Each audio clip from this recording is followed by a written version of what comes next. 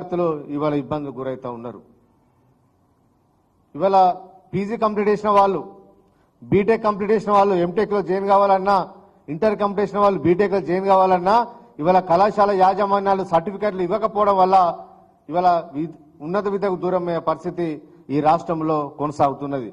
దీని మీద అనేక సార్లు ఫిర్యాదు చేసినా కూడా ఈ ప్రభుత్వానికి దున్నపోతు మీద వర్షం పడ్డట్టే ఉన్న తప్ప కొంచెం కూడా ఉలుకు లేదు, పలుకు లేదు.